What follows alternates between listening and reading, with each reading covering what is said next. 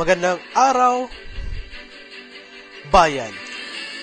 Nakatutok kayo sa tinig ng Bayan 95.9 FM kung saan ang katotohanan ang bida. Ako po, si Mark Celis, ang inyong tagapaghatid ng totoong balita at matapang na pananaw. At ngayong araw, tatalakayin natin ang isang mainit na issue, ang katiwalian at maling paggamit ng pondo na sa ating lokal na pamahalaan.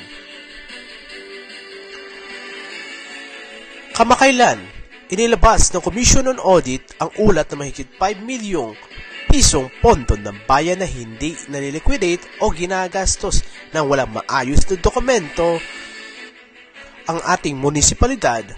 May mga proyektong sinasabi na tapos pero hanggang ngayon wala pa rin bakas.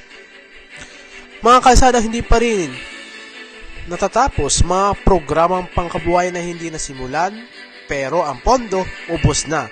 Sabi ng mga official, miscommunication lang daw, pero ang totoo, hindi nagsisinungaling ang mga numero.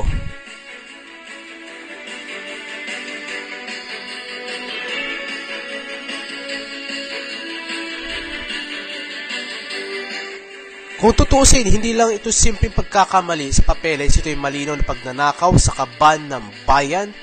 Araw-araw tayo nagtatrabaho para sa buwis, pero ang pera ay napupunta sa bulsa ng iilan. Masakit mang isipin, pero sa tuwing may ganitong balita, parang wala lang. Kapag mahirap ang nangurakot, kulong agad, pero kapag opisyal, iniimbestigahan lang, tapos limot na. Delikado ang ganitong kultura. Parang sinasabi na sa kabataan na normal lang katiwalian at hindi mahalagang katapatan.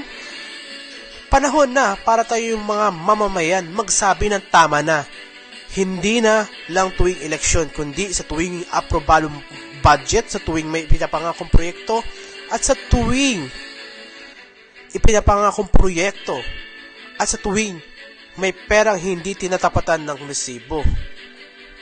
Pananagutan ay hindi lang nagsisimula sa Malacanang. Nagsisimula ito sa Barangay Hall, kaya kung sawang-sawa ka na sa butas na kalsada, mamahaling waiting shed at mga proyektong multo, huwag ka lang magreklamo sa Facebook, dumalo sa public hearing, magtanong at humingi ng resibo. Dahil pera mo yan, kinabukasan mo yan, at ilaban mo yan.